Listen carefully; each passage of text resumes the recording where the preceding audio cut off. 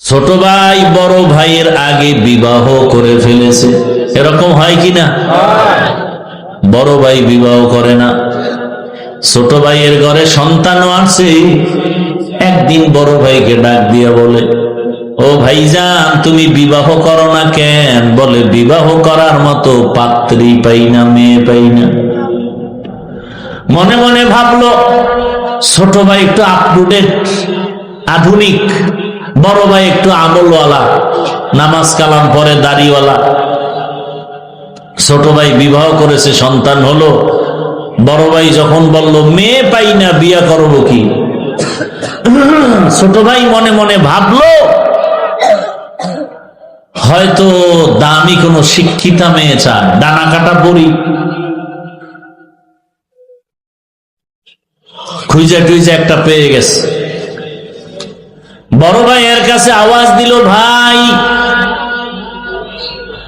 সম্ভ্রান্ত পরিবারের একটা শিক্ষিতা মেয়ে পেয়েছি, ডানা কাটা পড়ি। বড় ভাই বলে, আল্লাহর কসম এমন মেয়ে আমি বিবাহ করব না। যুবকরা ভালো করে শোন, পর্দার আড়ালের যুবতী বোনেরাও ভালো করে শোনা উচিত। ও পর্দার আড়ালের মা বোনেরা, আপনার মতো কত মা কত বোন 5 ওয়াক্ত নামাজ পড়ে, পর্দা করে, মোবাইলে সময় নষ্ট করে না, এমন নারী আছে না নাই? এরে আম্মা জান, আপনি কেন পারেন না? আপনারা তো হাফেজে কোরআনের মায়ের মতোই মা, আলেমের মায়ের মতোই মা। আপনারা তো সাহাবায়ে কেরামদের মায়ের মতোই মা। খাদিজা রাদিয়াল্লাহু আনহার মতো নারী, ফাতেমা রাদিয়াল্লাহু আনহার মতো নারী, আয়েশা রাদিয়াল্লাহু আনহার মতো নারী। এরে আম্মা জানেরা, বোনেরা, আপনাদের মতো কত মা পর্দা করে, 5 বেলার নামাজ পড়ে। আপনারা কেন স্বামীর টাকা গুনার কাজে ব্যয় করে মার্কেটে মার্কেটে দৌড়ান? স্বামী একদিন মরে গেলেই সম্পদ তো আপনার থেকে যাবে। অতএব আপনার সম্পদ আপনি কেন নষ্ট করেন? বুঝি না। হেদায়েতের মালিক আমার আল্লাহ। আল্লাহওয়ালাদের নেক দোয়া না থাকলে আগানো যায় না। বর্তমানে তো নবী আসবেন না, সাহাবায়ে কেরাম আর আসবেন না বয়ান করতে। এ দুনিয়ার মানুষ আল্লাহর ভয় অন্তরে জমা করে গুনাহ থেকে বাঁচতে হলে উলামায়ে আহলে হক, আল্লাহওয়ালাদের নেক দোয়া, নেক নজর লাগবে। সোহবতে সালে তোরা সালে কুনাত, সোহবতে তলে তোরা তলে কুনাত। কি আপনাদের কষ্ট হইতেছে? ভাইরা আমার, বড় ভাই বলল এমন ডানা কাটা পড়ি আমি। এবার ছোট ভাই কয়, তাহলে তুমি কেমন মেয়ে চাও? এবার খেয়াল করেন, বড় ভাই ডাক দিয়ে কয়, ছোট ভাই এমন একটা মেয়ে আমি চাই আমার সঙ্গিনী বানাবার জন্য, আমার ধর্মিনী বানাবার জন্য, আমার আপন স্ত্রী বানাবো। এমন একটা মেয়ে চাই যেই মেয়েটা আমার ডান হাতটা ধরে আমাকে জান্নাতের পথে আগায় দিবে। ছোট ভাই কয়, তোর কপালে বিয়া নাই, কারণ এমন মেয়েও ভাবি না। বড় ভাই ডাক দিয়া কয়, ছোট ভাই শোনো, আল্লাহ যদি কবুল করে সময় বেশি লাগবে না। আল্লাহ যদি কবুল করে নেন সময় বেশি প্রয়োজন হবে না।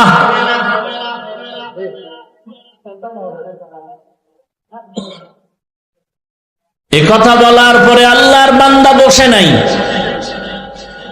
5 ওয়াক্ত নামাজ আদায় করে আর দোয়া করে, হে মালিক তুমি আমাকে একটা নেককারিনী বিবি দাও, চাই গরিব হোক। নদীর জল ঘোলাও ভালো, জাতের মাইয়া কালো ভালো। কি ঘোলা পানিও ভালো যদি সেটা নদীর পানি হয়, কালো মেয়েও ভালো যদি চরিত্রবান হয়।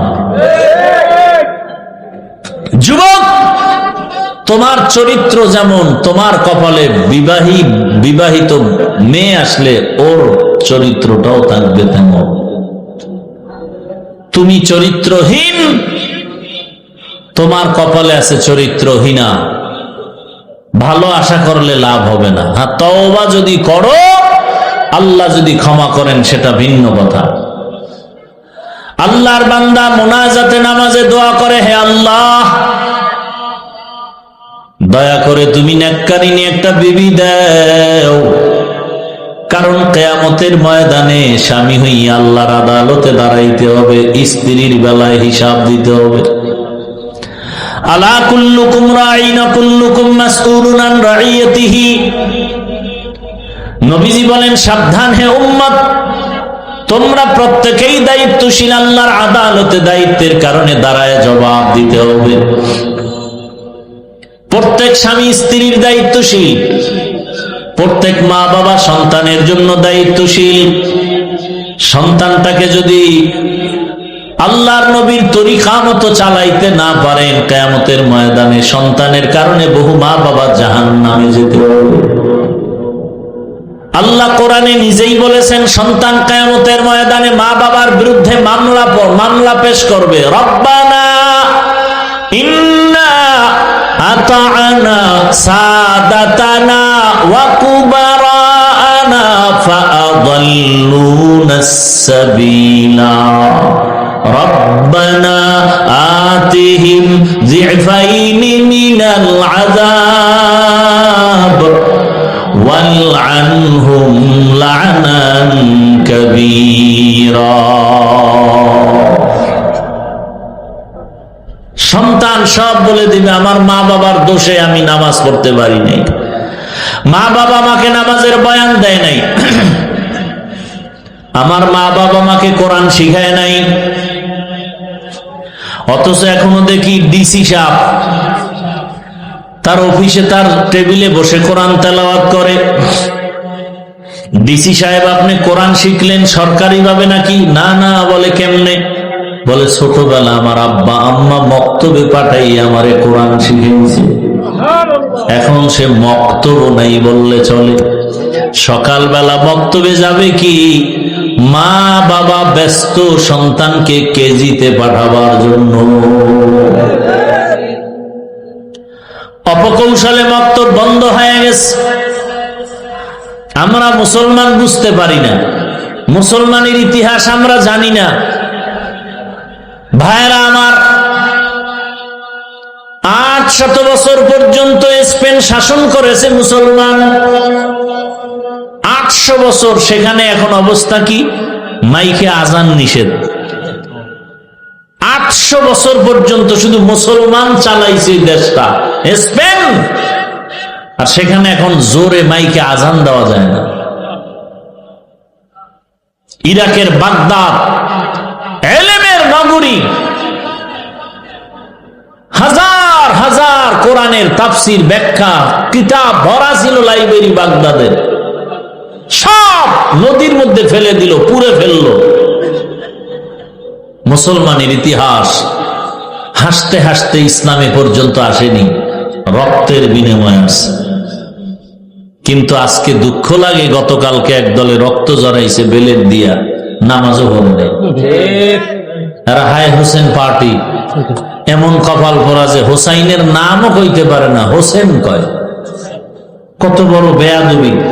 হোসাইন রাদিয়াল্লাহু আনহু, কত সুন্দর নাম, এটার হায় হোসেন, হায় হোসেন। নামাজও পড়ে না। অথচ হোসাইন রাদিয়াল্লাহু তাআলা আনহু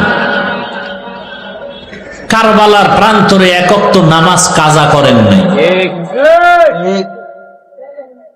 পক্ষান্তরে নামাজের প্রতি অবহেলিত ছিল ইয়াজিদ, গান বাজনায় মত্ত ছিল ইয়াজিদ, আর হুসাইন ছিলেন গান বাজনার বিরুদ্ধে আন্দোলন করেনেওয়ালা। আজকে যারা হুসাইনের ভক্ত দাবি করে মূলত ওদিকে নামাজ পড়ে না, চরিত্র ইয়াজিদের দাবি করে হুসাইনের ভক্ত, মিথ্যাবাদী, ধোঁকাবাজ। ইয়াজিদের চরিত্র নামাজ না পড়া, ক্ষমতায় অধিষ্ঠিত হওয়ার পরে ইয়াজিদের অবস্থা নামাজ নাই, গান বাজনায় লিপ্ত, মদের আড্ডায় লিপ্ত, বেপরদা, মিছিল করছে হায় হোসেন বলিয়া, সব নারী পুরুষ একসাথে, ঠিক নেই? অথচ হোসাইন রাদিয়াল্লাহু তাআলা আনহু কতটা পর্দাশীল ছিলেন। এ কথা বলার লোক নাই, শোনার লোক নাই, বিরোধিতা করার বেয়াদবের অভাব নাই। ভাইরা আমার, আদ-দুআউ হুয়াল ইবাদাহ, মানুষ নিজের প্রচেষ্টায় যা করতে না পারে দোয়ার মাধ্যমে আর থেকে বেশিও হয়ে যায়। দোয়া বড় দামি এক সম্পদ। ওই আল্লাহর বান্দা দোয়া করেছেন, ও দয়ার মালিক, তুমি আমাকে একটা ভালো গরিবের সন্তান হলো নেককারিনী দেও, যেই বিবি আমার জান্নাতের পথের একজন সহযোগী হবে। এক হাতে তালি বাজে না, স্বামী স্ত্রীর মন এক না হলে ওই বাগানে ফুল ফুটে না। স্বামী চায় ছেলেটাকে মাদ্রাসায় পড়াবে, স্ত্রী যদি না চায় হবে?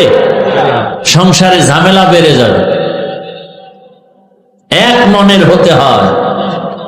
এজন্য ওই যুবক ছোট ভাই বিবাহ করার পরেও সে বিবাহ করে না, চায় একটা নেককারিনী স্ত্রী, চরিত্রবান, গরিব হোক,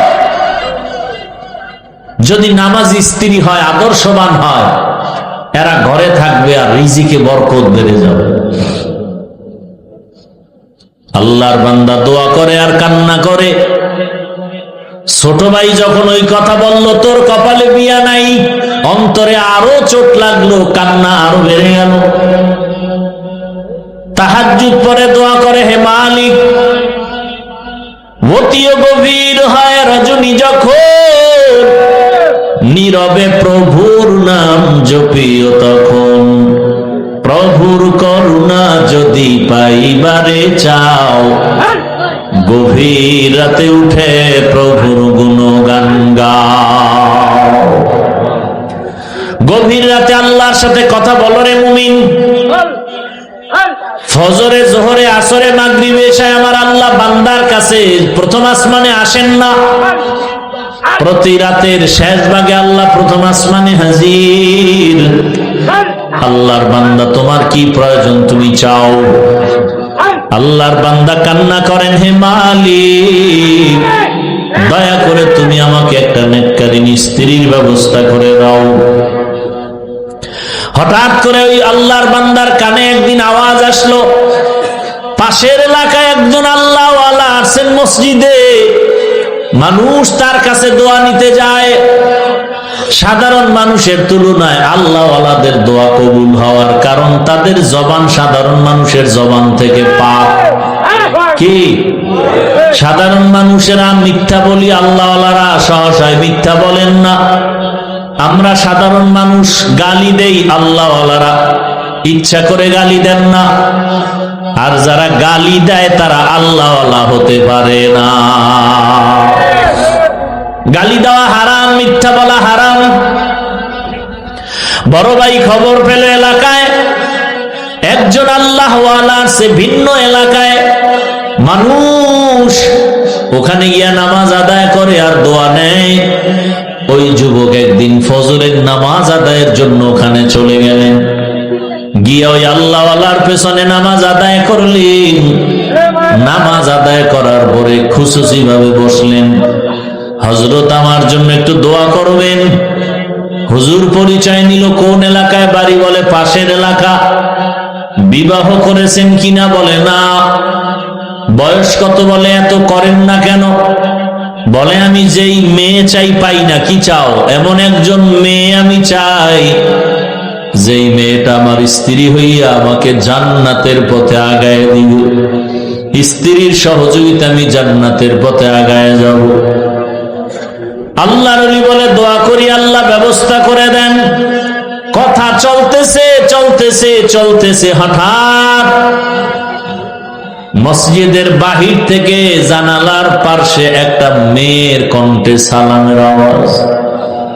আসসালামু আলাইকুম ওয়া রাহমাতুল্লাহ বলে বলেন, হযরত আমি এই এলাকার একটা মেয়ে সন্তান দোয়ার জন্য আসছি পর্দার আড়ালে। আমার বাবা নাই, দোয়া করবেন, আমরা গরিব এতিম। ও মা, তোমার বয়স কত? বলে এত। বিবাহ হয়েছে নাকি? বলে না। কেন হয় না বলো? বলে আমি প্রতিদিন নামাজ আদায় করি আর কান্না করি, আল্লাহ এমন একটা স্বামী আমারে মিলায় দেও যেই স্বামী আমার ডান হাত ধরে জান্নাতের পথে আগায় দিবে। পাওয়া গেছে নি? আল্লাহর ওলি বলে মা, তুমি যদি মনে কষ্ট না নাও, আমি যদি প্রস্তাব দেই তুমি মানবানি? বলে হ্যাঁ হুজুর, আপনার কথা আমি ফেলতে পারবো না। এইবার হুজুরের কথায় আল্লাহওয়ালার কথা মধ্য হইয়া ওই মেয়ে আর যুবক বড় ভাইয়ের সাথে বিবাহের তারিখ হলো, বিবাহ হয়ে গেল। এই যুবকেরা ভালো করে শোনো, পর্দার আড়ালের মা বড় ভালো করে শুনেন। এবার এই যুবক যুবতী হালাল পন্থায় বিবাহের বন্ধনে এসে কোন রকম সংসার চালায়, গরিবী হালাত। একেবারে পাহাড়ের পার্শ্বে গিয়া ঘর উঠাইছে, মানুষের মাঝে পর্দা রক্ষা হয় না বিদায়। আল্লাহর বান্দা ওখানে নামাজ আদায় করে, কাজ করে, নামাজ বন্ধ করে না। ফজরের নামাজ, তাহাজ্জুদের নামাজ আদায় করে, স্বামী আর স্ত্রী এক জায়গায় বসে আমার মাওলার কাছে দোয়া করে, ও দয়ার মালিক, দুইজনে দুই দিক থেকে দোয়া করছি, কবুল করছো। আমার স্বামী এমন একটা মেয়ে চাইছে, তুমি মিলায় দিছো। আবার স্বামী বলে এমন একটা স্ত্রী চাইছি, তুমি মিলায় দিছো। এইবার আমার জীবনের শেষ একটা চাওয়া, স্ত্রীও দোয়া করে, স্বামীও দোয়া করে, আল্লাহ একটা নেককার সন্তানের ব্যবস্থা করে দাও। ইব্রাহিম আলাইহিস সালাম ৮০ বছর বয়স পার হওয়ার পরে নেককার সন্তানের দোয়া করলেন, রব্বি হাবলি মিনাস সালিহিন। ওই যুবক যুবতীও দোয়া করে, আল্লাহ নেককার সন্তান দাও। আল্লাহর কাছে চাইতে হয়, চাইলে আমার মাওলা বড় খুশি হয়ে যায়। দুনিয়াওয়ালারা চাইলে বেজার হয়, আল্লাহ চাইলে কি হয়?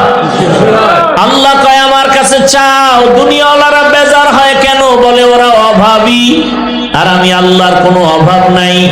ইয়া আইয়ুহান নাস আনতুমুল ফুকারাউ ইলাল্লাহ ওয়াল্লাহু হুয়াল গানিয়্যুল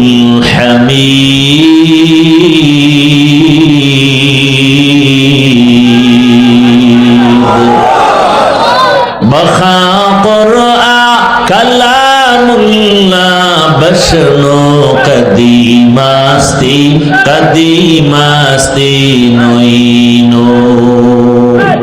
ভাইরা আমার, আল্লাহ বলেন দুনিয়ার মানুষ তোমরা সবাই ফকির, একমাত্র ধনী আমি আল্লাহ। শুধু ধনী না, আমি প্রশংসিত ধনী।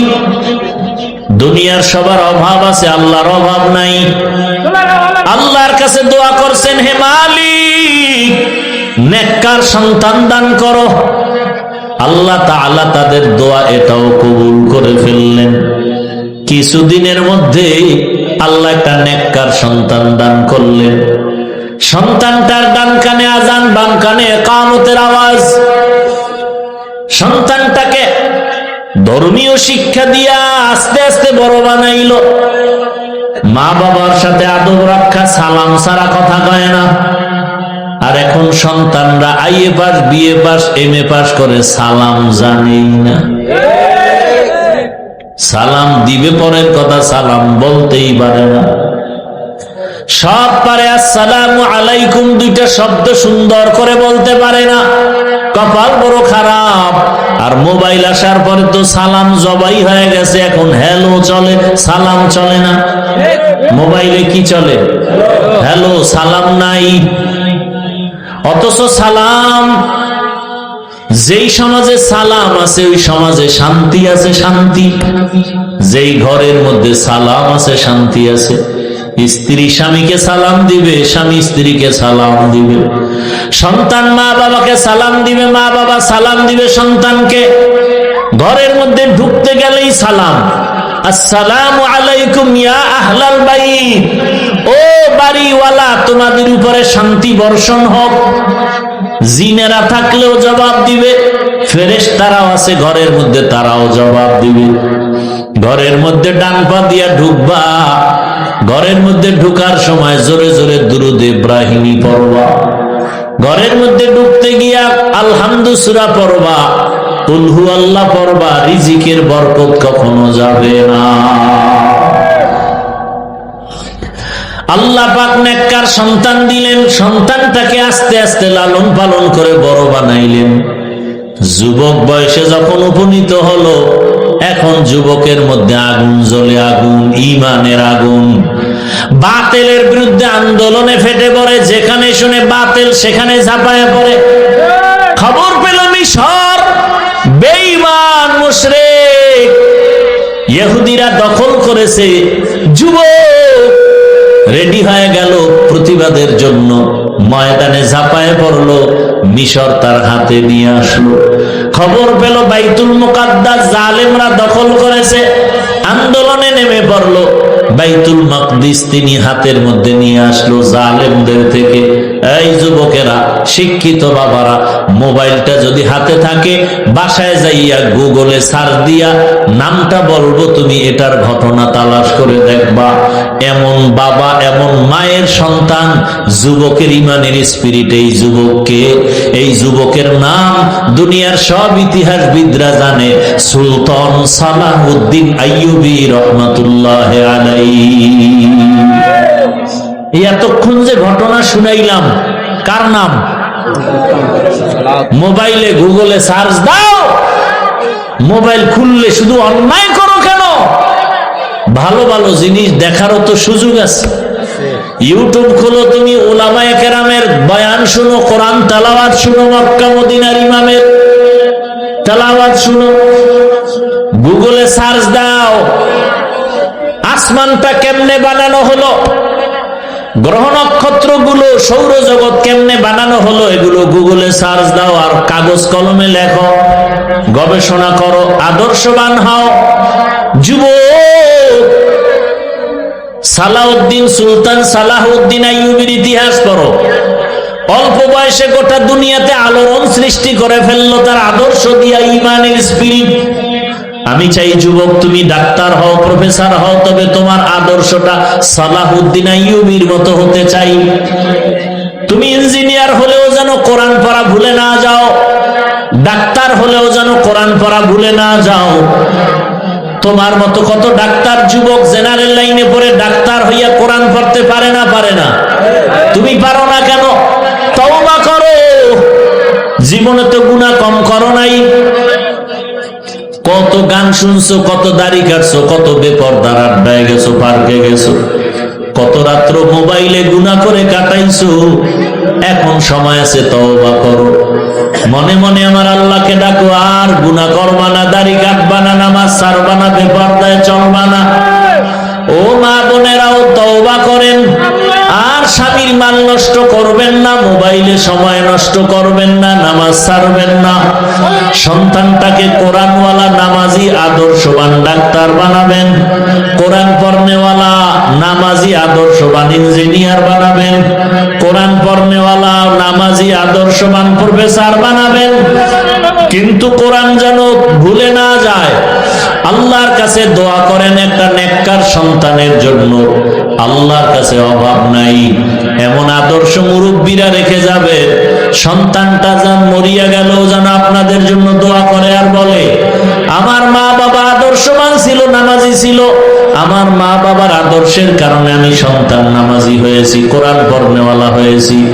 মা বাবা বড় আদর্শবান ছিল, কখনো তর্ক করে নাই, ঝগড়া করে নাই, মোবাইলে সময় নষ্ট করে নাই।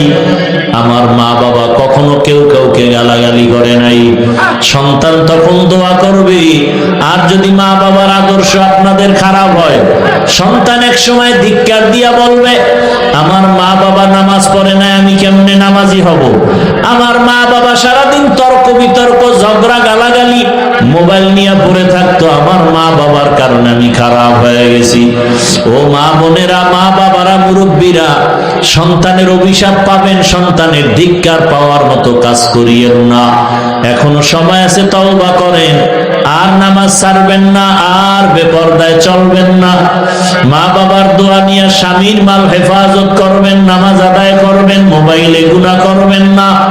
ও যুবক বাবারা, তওবা করো, আর দাড়ি কাটবা না, নামাজ ছাড়বা না, বেপরদায় চলবা না। মা বাবার দোয়া নিয়ে, শিক্ষকের দোয়া নিয়ে, উলামায়ে কেরামের দোয়া পরামর্শ নিয়ে নবীজির আদর্শ সুন্নাত অনুযায়ী জীবন চালাইবা। তওবা করার মতো যদি অন্তর তৈরি হয়, খাঁটি অন্তরে তওবা করতে পারো, আল্লাহ তাআলা সাথে সাথে তোমার গুনাহ মাফ করে দিবেন। তওবাওয়ালা যদি অন্তর থাকে, দুটো হাত আমার আল্লাহকে দেখায় দাও। আয় আল্লাহ, হাতগুলো কবুল করে নেন, তওবা কবুল করে নেন। আয় আল্লাহ, আমরা তওবা করছি, আর দাড়ি কাটবো না, নামাজ ছাড়বো না, বেপরদায় চলবো না, মা বাবার সাথে বেয়াদবি করবো না, উলামায়ে কেরামের দোয়া নিয়া, শিক্ষকের দোয়া নিয়া, নবীর সুন্নাত অনুযায়ী চলবো। আয় আল্লাহ, আমার তওবা, আমাদের তওবা কবুল করে নেন। তওবার উপরে মজবুত হইয়া চলার তৌফিক দান করেন, আমিন।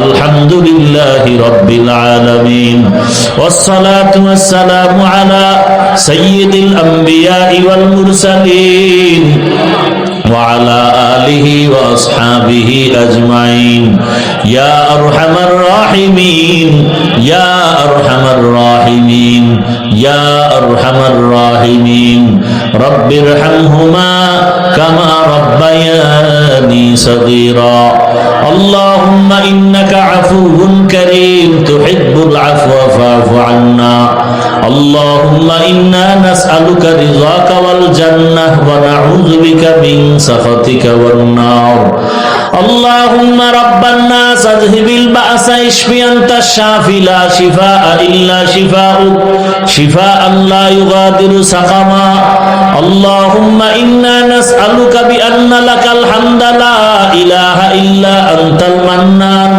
يا بديع السماوات والأرض يا ذا الجلال والإكرام يا حي يا قيوم اللهم إنا نعوذ بك من البرص والجنون والجذام وسيء الأسقام اللهم إنا نسألك علما نافعا ورزقا واسعا وشفاء من كل داء ربنا لا تزغ قلوبنا بعد إذ هديتنا وهب لنا من لدنك رحمة إنك أنت الوهاب আয় আল্লাহ, আমরা গুনার বোঝা নিয়ে আপনার দরওয়াজায় হাজির।